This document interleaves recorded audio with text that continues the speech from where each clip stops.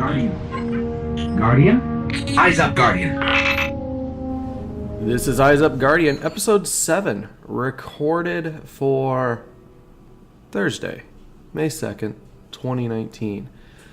A little bit of a delay on this one. I think I figured out the schedule where I want this to release on Tuesdays after I've had a chance to check out patch notes and actually they do the week at Bungie on Thursdays. I don't know. Tuesday seems nice to me because I have a chance to digest the information, then play through the weekly user bounty, and then kind of report back with that type of information. So couple things that we wanted to go over. I kept pushing this episode off and off because the biggest thing to me was that the latest Xur bounty, the tower, is bugged and currently bugged with no fix expected until patch 2.2.2, which I believe is going to be in not this week, but next week. Essentially the way it broke down was the quest itself, they had changed it to where the Xur bounties, you had been able to, you'd get your, run the strike and then kill X number of enemies, and usually it's 3 different varieties. And the first several weeks they let you do that, get your kills wherever, and then they changed it to where you had to do it at specific locations, which wasn't too big of a hassle except for when we had the one event on Mercury and you had to kill Hive. Fortunately, you could pick up the bug in the system quest and get it done that way, or just keep running strikes over and over and hope that you would get Hive to spawn in there. This past week, though, we had the tower, which had everything taking place in the Tangled Shore, and the quest itself involved killing, I think it was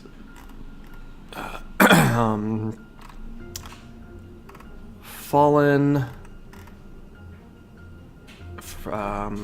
Is it the Forsaken? I forget what the new faction is. And then Vex. Problem is, there's no Vex on the Tangled Shore, and I know many people have argued, oh, well, you have the Warden Strike, and there are Vex in there, but due to the coding of the game, that location is classified as EDZ instead of the Tangled Shore. So kills there don't make a lick of difference. I know when I grabbed it, I was reading the same things. I'm like, all right, well, we'll give it a whirl, and I ran it twice because sometimes the drop rate can be buggy for those orbs. And yeah, no go. So that's kind of where we sit, is where we were waiting, and everybody's hoping that they would get it taken care of before reset on Tuesday. And then the idea is, all right, as long as they get it taken care of before Thursday, because that's when the last day for turn-in for Xur is. So essentially everybody's just going to be a week behind, and as long as you don't delete the quest from your inventory, your progress will still track, and then you can just go get your whatever they decide to do with this. They haven't announced how they're going to fix it. Just in the latest known issues, they say we're investigating an issue with where players cannot complete this quest step. Issue is expected to be resolved next week in update 2.2.2. So this was on the 1st, so next Tuesday we should have it, but we don't know how they're going to fix it. So I'd say just hold on to your quest for now and then see how everything kind of shakes out. But beyond that, they then announced that there's also an issue with Arbalest, where players can't reclaim the Arbalest from their exotic collection if they don't own the Forsaken Annual Pass.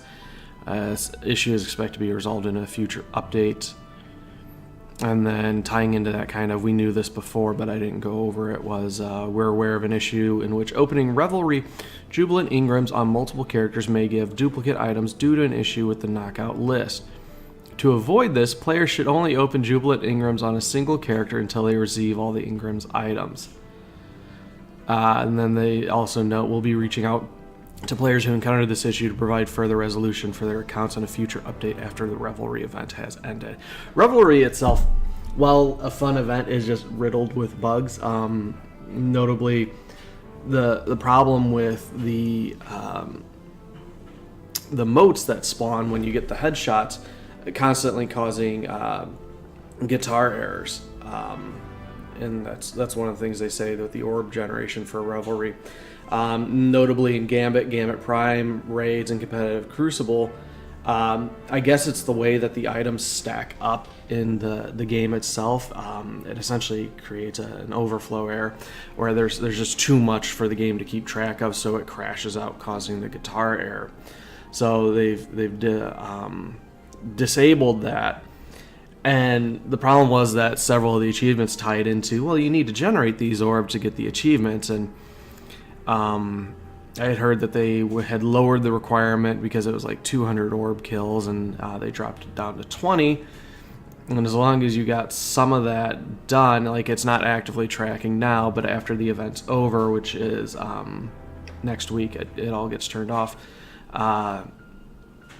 Then retroactively it should give you the triumphs. The problem is there's no way to track it, so you don't know. In addition to that, the one emblem which tracks how far you've been into the verdant garden, not tracking as well, so it's pretty much just a busted emblem. And then of course the complaints with the ability recharge in competitive mode. It's just kind of a mess all around, but I will say I have enjoyed the event just for the ability to kind of clear up some of the harder activities with pickup groups, or even, just friends at a lower power level. I've been really working on the Izanagi's Burden exotic quest, and thankfully this week, because I had gotten the rare bounty from Ada, got that turned in, so I was waiting for Shattered Throne to roll around. This past week I was able to run Shattered Throne with a couple friends, and it was just so much easier. Like, I've seen people like Esoteric be able to solo it, and my skill level's just not up to that. So I did what I could, but no, it definitely makes things easier, which is, like, I'm kind of banking on it. Like, I have to get this shit done before Revelry ends next week, because the Izanagi's Burden has 2 more steps, which involve running a special version of Pyramidion, and then the Berguzia Forge, which is a special version of that as well. And what sucks is that the Pyramidion one, it has the extinguished modifier on it, where if the group wipes, then you get kicked back to orbit. So I figured, you know what, I have the Revelry buff, let me go in and see, because it's solar, I think blackout, and then extinguish. So I said, you know what, I'll give it a whirl, and I couldn't even make it past the first room. Like, if I die once, then yeah, it's an instant fail. So I'm hoping to take advantage of this Revelry buff and find a group through the app itself. But what sucks about it is that people either have already had to make it to that step or have completed it before they can help you with it. Because I figure, I've got a competent fire team, we can run this together, but because they haven't been doing the Black Armory stuff, they couldn't hop in and help me.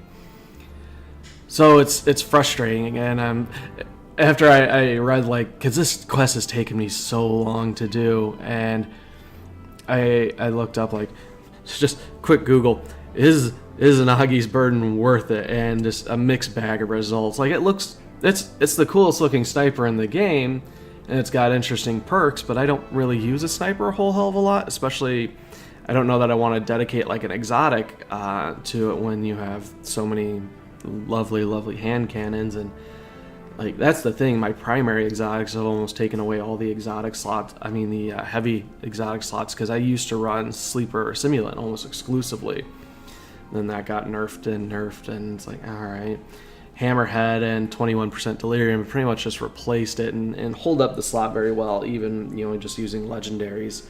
And then secondary slot, there's really nothing worthwhile in there. Oxygen SR3 finally got rid of the hell is it? Polaris Lance out of my secondary slot.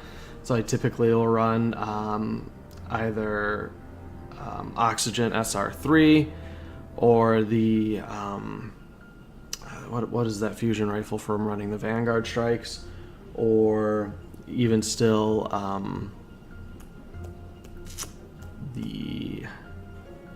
damn it, I am just terrible with names today. The shotgun from Mars Escalation Protocol, Iclos shotgun. So at least kind of just primaries for the exotic. I only have a few non-exotics in that slot, most notably Breakneck, and otherwise I just run hand cannons, or I still pull out Mida for Crucible. But speaking of Crucible and primaries, the big news in this past week at Bungie, they had announced that they're going to tune down the legendary hand cannons for damn it. I have the page open. Let me just read it. At the release of Destiny 2 Forsaken, 2 pinnacle weapons became available for players to earn in the competitive playlist in the Crucible. Each weapon has a unique quest requiring mastery of hand cannons to complete. There's been a lot of feedback on how the pinnacle Crucible hand cannons stand above the Not Forgotten and Luna's Howl, that's it. Stand above other weapons in the sandbox. Today we'll be going through some balance changes planned for Season of Opulence. We wanted to start this conversation early to ensure players understood that change was coming, even if they were still on the path to acquiring these rewards. Here's the Destiny dev team to walk us through the plan changes. Dev team. We wanted to give you a preview of some plans we have to balance Luna's Howl and Not Forgotten in Season of Opulence. After significant amounts of feedback, internal discussion, and playtesting, we've decided to adjust how these hand cannons work. For some players, these weapons can represent a significant investment of time and the personal improvement needed to acquire them. When tuning, we attempt to take into account the time commitment players make to acquire weapons and balance that against how the weapons affect the different game modes. Magnificent Howl, the unique perk of these weapons, is too effective. It works in a neutral setting and rewards players for getting precision shots, something they would have done naturally. As a result, the time to kill of the game shifts to meet this new benchmark, and players feel the majority of primary weapons in Destiny 2 cannot compete with these pinnacle weapons. Our current plan is to make Luna's Howl and Not Forgotten the only 150 RPM precision hand cannons. They will maintain some of the aspects of the current behavior while taking on the firing speed and damage of the 150 RPM hand cannons. Magnificent Howl will also be adjusted so that it increases only body shot damage, resulting in a 2 headshot, 1 body shot kill. Magnificent Howl will still give an advantage due to requiring less precision hits for optimal time to kill. Like we do whenever Destiny gameplay evolves, we'll be watching the conversation starting today on our plan changes. We'll continue collecting feedback once these changes go live at the beginning of Season of Opulence. We have feedback now, blah, blah, blah, blah, blah. So, I had not planned on getting these weapons. I don't play the competitive list just because I prefer to play Destiny with a controller, and since I play on PC, it's just going to be a bad time all around. Even doing things like the Last Word and the Thorn Quest were agonizing for me, even to a lesser extent like Ace of Spades. Anything that pits me against other players is super, not necessarily difficult, but it is challenging. I have a harder time than others just because of the handicap I inflict on myself. Sure, I could probably learn how to play with a keyboard and mouse just for those events, but again, I prefer to play with the controller, which is weird because there's only, I don't know, I shouldn't say that, because Anthem I play with a controller, and then Risk of Rain 2 I've been playing with a controller. But things like we've recently picked up, I've mentioned in TUA, not Sniper Elite, Nazi Zombies, and then Left 4 Dead 2 more recently, and even Sea of Thieves now that update's rolled out. It's been a thing of keyboard and mouse, so I have this weird split. But Destiny, I feel just, for me, feels so good with a controller. You get that feedback with the vibration from shooting each gun, especially when using bows, where you get subtle vibration when the bow is fully like locked and ready to fire. So it's not so much the visual cue as it is the feeling of playing with the controller. Same thing for jumping. Like I jump not so much based on visual, like that's a huge aspect of it, but also the feel, because it's rumbling while you're with Titan. I can't say for certain with Hunter or Warlock, because I don't play those classes nearly as much. But I have an idea of how long my jump is going to last based on that tactile feedback there. So, I don't know. This doesn't affect me much. I have been seeing a lot of these guns being used in even just quick play, and they are devastating to play against, but eventually the meta is going to change, just like we were using Mida and Uriels, and then it jumped over to pulse rifles. Right now we're in a hand cannon meta, except for console because of the bloom issues, which continually are brought up. So it's interesting to see how this will shake out. I understand it's a big, long time investment. Like me with Izanagi's Burden, it's taken me literal months of work to progress this quest, and to see if Bungie adjusts something or quote unquote nerfs it, I'd be a bit of upset, I guess. So I can understand. But kind of like, how things go at work whenever corporate announces a change. Like, yeah, we can bitch and moan based on the perceived changes, but, kind of just wait to bitch until the change actually happens and see how it shakes out, because it might actually not be as bad as people expect. I'm not trying to be an apologist, but I don't know. It's more of a personal state of affairs right now, where I'm just sick of listening to people complain before something actually happens. So, that I think is gonna wrap it up. We covered the week at Bungie. I did want to break down the Xur quest, but again, we don't have that taken care of right now. One thing that did piss me off, though, because I've been listening to IGN's Destiny podcast, Fire Team Chat, and they do a similar thing where they break down every week the Xur bounty, and the week before the tower, the way the event played out was you teleport to the big pool of water area where you have the emissary looking down on you. And then there's a table and a chair, and the Drifter's talking to a Guardian sitting in a chair. And they were thinking, oh, well, is it the player Guardian? But, because the week before we had the fourth wall break with the Emissary talking to the Nine, saying that the Guardian is essentially stronger than they could ever understand because they can leave the game. That's the first, full-on fourth wall break that we've had in the game. And so they were thinking that this was a continuation of it. However, I was sitting there screaming at my radio while I'm listening to it, no, you idiots, that's Orin, that's the Emissary when she was still a Titan, because the Emissary was a Guardian beforehand. And there was definitely a love tie there, and that's what the Drifter and Orin are talking about. So it was, if you're reading the lore and if you've read about Orin in the past, we've known about her for a while now, and to get confirmation that that she is the Emissary is nice. But it's like, come on, guys, pay attention to the lore, but do a little bit more research, because for 90% of the players out there, they're not going to give a shit. But if you're going to start breaking stuff down, know it beforehand. And now I sound like an elitist dickhead. But it was just aggravating because, it's clear to see, if you do a couple view-throughs, I play a male human Titan. This was a female awoken Titan. The only thing we had in similar was the class. And even then, there was so much contextual clues in the conversation itself. It's clearly it's not the player. And this is clearly a past event because the Drifter has already known the Emissary. I think it was the week before where we see... 2 weeks ago when we saw the Drifter's crashed ship.